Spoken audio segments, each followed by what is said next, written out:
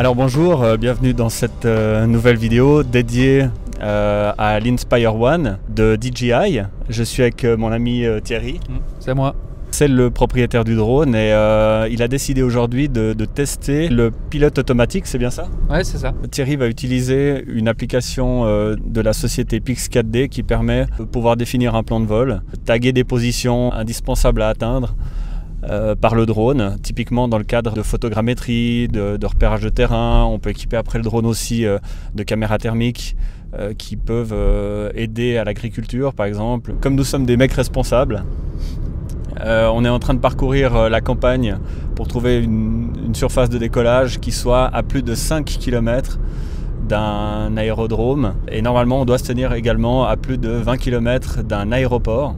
Alors là on risque pas d'en avoir un dans le secteur. Donc voilà, pour ceux qui n'ont jamais vu la bête en question, je voulais pas parler de Thierry bien sûr. L'Inspire One. Donc ça c'est la mallette avec l'équipement, les commandes, l'iPad avec les applications dessus.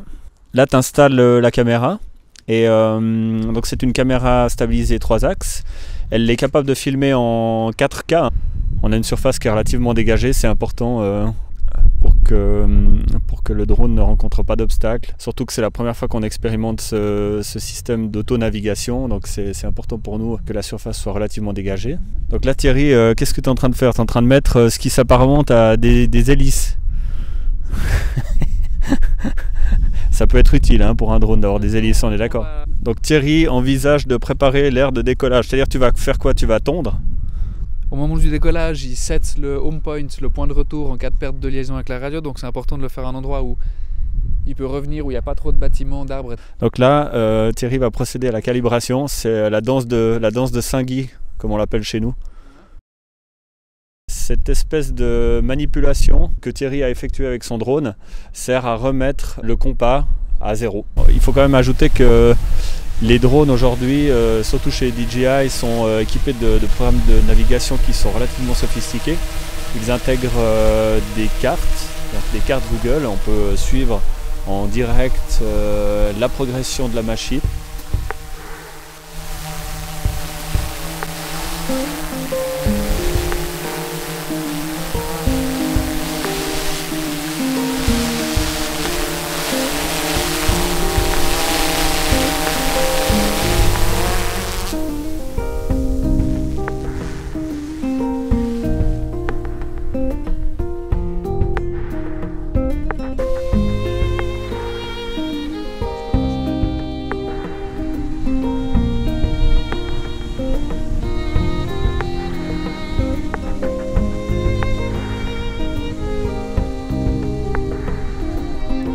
Là on est en plein vol stationnaire, il faut savoir que, vous l'aurez entendu dans le micro, il y a un petit peu de vent. Donc la machine est parfaitement stable.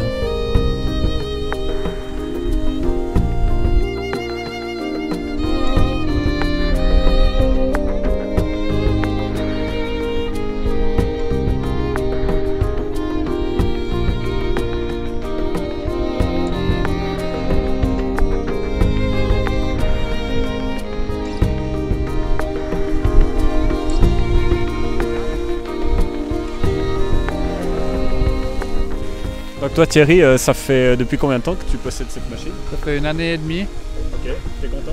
Je suis assez content, ouais. Je suis assez content. Pépin jusqu'à maintenant Aucun pépin, une ou deux petites frayeurs de temps en temps. Après, je n'ai pas forcément été toujours complètement excité par la qualité de la caméra d'origine. C'est une caméra 12 mégapixels, un petit capteur Sony, qui est pas dégueulasse, qui fait des jolies photos, qui shoot du RAW, qui est parfait pour faire les photos de sa maison ou des petits portraits, des beaux panoramiques. Non, mais vraiment, il y a moyen de faire des beaux trucs, mais il faut un petit peu, on va dire, un petit peu jongler avec la machine. Dans le Full HD, on a une image qui est un petit peu granuleuse, où il y a pas mal de bruit, il y a beaucoup de post-production à faire par-dessus si on veut une image vraiment professionnelle. Alors DJI, ils sont malins, évidemment, ils ont sorti des caméras pro qui valent plusieurs milliers de francs. Donc il y a moyen de s'amuser, déjà faire des belles images avec ça, mais comparativement aujourd'hui à celle du Phantom 4 par exemple, l'Inspire One n'a pas grand chose de plus. Je pense qu'aujourd'hui, je je me tournerais vers un Phantom 4 plus que vers un engin de cette taille. Surtout pour voler dans les conditions dans lesquelles j'aime voler, c'est-à-dire des milieux urbains, plus qu'en pleine cambrouse. Okay. Mais voilà, je pense que là, ce qu'il faudrait, c'est mettre encore quelques milliers de francs pour pouvoir avoir vraiment du matériel professionnel.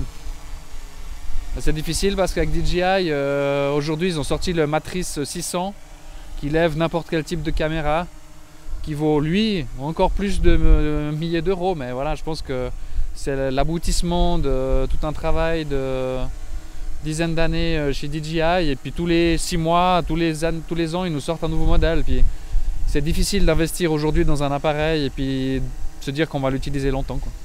Ça, c'est, on va dire, ce qui me déçoit un peu, quoi. En parlant de ça, l'obsolescence programmée chez DJI, ça marche assez bien. Puisque en Suisse, la durée minimale de garantie, c'est 2 ans obligatoire, même pour ceux qui n'offrent qu'une année, genre DJI et Apple. Après une année, les 2 supports de connectique, de radio, HDMI, USB, etc. Après une année pile poil, on claqué les 2 sur 2 radios simultanément, qu'on m'a évidemment changé sous garantie, mais merci DJI. Alors on a l'app, on va définir pour tester une toute petite zone dans laquelle on va le faire voler et où le drone va faire le parcours pour nous faire des séries de clichés. On a ici déjà toute la télémétrie qui est rentrée. On va couvrir approximativement 40 mètres par 40 mètres en 3 minutes 55 d'après ses estimations. Et puis surtout, au niveau des settings, on définit l'angle de la caméra qu'on veut. Donc on va la mettre à 80 degrés. C'est marrant qu'on puisse pas aller jusqu'à 90. Donc on veut faire un peu en mode orthophoto pour générer du terrain en photogrammétrie. Un overlap de 80%, c'est ce qui est recommandé par les différents logiciels. Et puis le drone speed. Alors là, soit le drone s'arrête pour faire une photo, puis du coup il met plus de temps parce qu'à chaque fois il bouge jusqu'au waypoint suivant, il fait une photo, il s'arrête, il fait une photo, enfin il rebouge, il s'arrête, il fait une photo, donc c'est lent. Soit il fait les photos en cours de vol. Mais ça veut dire qu'il faut avoir la bonne shutter speed, le bon éclairage, etc. Sinon on aura du flou de mouvement. Puis si on a trop de motion blur, la photogrammétrie, ce sera elle est pourrie. Donc voilà, l'idée c'est de faire peut-être un tout petit test sur vraiment une zone minuscule du terrain juste ici. Et puis de faire un test aussi de reprise de contrôle du drone au cas où ça se passait mal.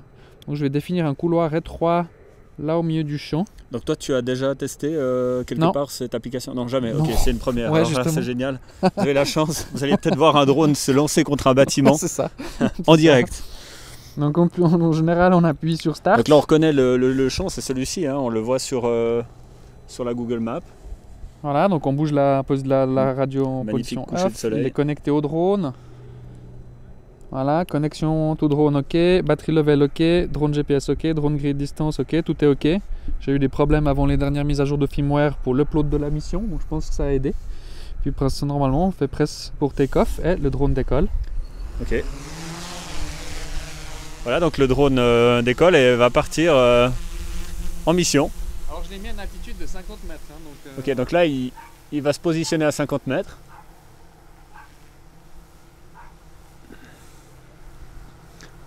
Ce qui est assez haut visiblement. Ok. Là, je voulais pas prendre de risque avec les arbres. Ça y est, il est à 50 mètres. Voilà, il est à 50 mètres, donc on sent qu'il fait un bruit différent. Et il part pour la mission photo. Ah voilà, il a fait la zone. Je vais essayer de...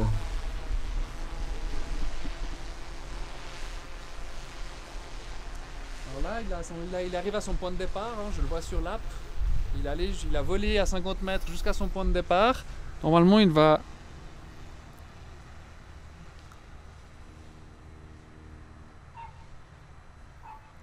Donc là, il va quadriller la zone tranquillement. On ne sait pas en combien de temps en fait. C'est déjà prédéfini le timing? Ouais, 3 minutes 51 de vol normalement. Ok. Donc il va effectuer ce vol en 3 minutes 50. Bon, y a plus de... Là, normalement, il va nous faire un petit virage. Hop, il s'arrête, un petit virage. Voilà, il va nous faire le bout qui nous manque ici, là au milieu. Hop, il fait la couverture, puis normalement, il va revenir à mission qui devrait être quasiment terminée maintenant. Il nous manque une petite zone de photo. Donc le but, comme je disais, c'est de pouvoir quadriller par exemple un quartier de ville avec cette machine, de lui demander de shooter automatiquement des images aériennes de tout le secteur et de pouvoir reconstruire ensuite en 3D le quartier sur une application. Il y a Pix 4D là qu'on va tester mais qui est extrêmement cher à la licence ou qu'on peut louer au mois aussi mais qui est cher aussi à la location. Okay. Il y a un 2-3D catch de Autodesk qui est pas mal mais qui est peu souple à l'édition. Voilà, coffre des résultats, il a l'avantage d'au moins distribuer le calcul de la photogrammétrie dans le cloud, donc après l'upload des images, puis de laisser la machine, d'offrir une puissance de calcul assez importante. C'est un petit peu comme l'application Photoscan, ok. Photoscan qui lui est un Agisoft Photoscan, c'est ça, non? Ok. Qui lui est un logiciel qui s'installe sur l'ordinateur. Voilà, ouais, qui lui est pas mal du tout, ouais. Qui lui permet d'après l'expert architecte Daphnis, d'exporter un modèle, de le retravailler et de le réimporter dans Photoscan pour remapper les UV, parce qu'au moment où ils font l'UV mapping des textures, c'est ce qui donne évidemment tout le réalisme au modèle. Si on explose le maillage et donc l'application des textures UV, on peut reploader le modèle dans Photoscan pour réappliquer les textures après modif. Et ça, c'est le gros avantage que je n'ai pas encore testé, mais qu'on va tester, puisque l'idée c'est de le présenter au mois d'avril à la 3D Meetup du mois d'avril, 3e jeudi du mois. Si jamais, soyez les bienvenus à Redon. Redon. Voilà, donc merci Thierry de nous avoir présenté cette machine qui finalement est assez professionnelle. Hein. Ouais, c'est un vrai drone professionnel avec lequel on arrive à réaliser pas mal de mandats. Oui, hein, okay. 80% des mandats. Ok. Pour pas dire 80. Ok, donc tu prévois de racheter une autre machine prochainement? Non. Ok. Tu la gardes? Ouais, combien ça coûte en fait pour le... Il est dans les... il faut compter 4000 francs avec une série d'accu, etc. Aujourd'hui, il a baissé, bien sûr. Il y a des versions pro qui sont un peu plus chères. Mais voilà, je pense qu'aujourd'hui, j'attendrai encore un peu avant de racheter une machine. Okay. Et surtout, ça se dévalue tellement vite que celle-là d'occasion vaut... Et puis surtout, les petites machines Enfin, les petites machines, elles valent quand même plus de 1000 francs hein, de DJI, comme le Phantom 4 par exemple. Ouais. Ou le Mavic maintenant, le nouveau. Ou le nouveau Mavic qui font largement le travail hein, pour un prix qui est quand même un petit peu plus acceptable. Voilà. Alors merci de nous avoir suivis jusqu'au bout, je l'espère. Et puis je vous donne rendez-vous dans une prochaine vidéo.